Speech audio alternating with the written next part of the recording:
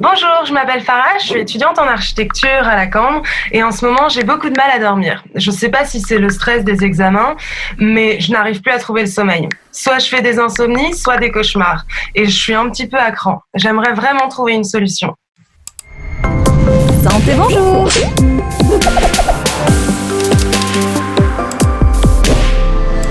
Bonjour Farah, j'ai bien entendu cette question sur le sommeil qui est une question évidemment importante. Quand on ne dort pas bien, on n'est pas bien finalement. D'ailleurs vous l'avez dit, vous étiez peut-être stressé ou à cran et on peut comprendre qu'un étudiant qui a beaucoup de travaux à faire, finalement, il se sent stressé et le stress, ça perturbe le sommeil. L'anxiété aussi, ça perturbe le sommeil. Et je me pose aussi la question de votre rythme de vie finalement. Est-ce que vous prenez bien le temps de déconnecter avant d'aller dormir ou est-ce qu'au contraire, vous passez beaucoup de temps sur des écrans avant d'aller coucher? Ça, ce sont des choses qui sont importantes parce que ça peut rendre plus excité le cerveau, être plus énervé. Ce sont aussi des choses qu'on rencontre avec les stimulants, le café, le coca que vous prenez peut-être en trop grande quantité. Donc je vous conseille déjà de retrouver un rythme qui donne un peu de temps avant d'aller dormir, en évitant trop les écrans et en évitant de prendre trop de stimulants. Et puis si vous pouvez être moins stressé, ce sera tant mieux. Donc je peux retrouver le sommeil sans prendre de médicaments.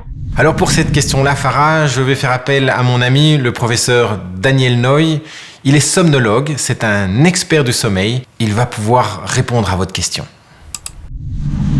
Les médicaments, la place des médicaments dans les insomnies, elle est relativement limitée.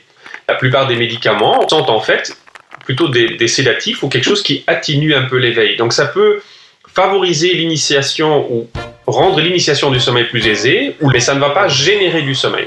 Alors dans les insomnies récentes, aiguës, transitoires, ce type de stratégie peut avoir une place. Par contre, dans les insomnies chroniques, qui durent depuis des semaines ou des mois, ce type de stratégie biologique n'a pas vraiment de place en première intention, en première ligne, selon les recommandations en vigueur. Le problème fondamental, c'est que les états du cerveau, l'éveil ou le sommeil, ne se commandent pas.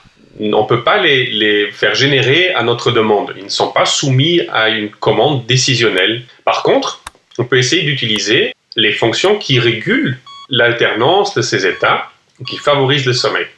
La force ou la pression de sommeil dépend essentiellement de la durée d'éveil maintenue avant le coucher, des postures que nous avons adoptées durant l'éveil et de ce que nous avons fait physiquement ou d'un point de vue moteur pendant l'éveil. Donc si je suis beaucoup debout en journée durant l'éveil et que je travaille avec mes mains, ça va générer plus de pression de sommeil que si par exemple j'ai un travail intellectuel et je suis beaucoup assis. Voilà Farah, j'espère que j'ai pu donner une ébauche de réponse. Tu vois que c'est pas si simple, mais oui, évidemment, il y a moyen d'y arriver sans médicaments.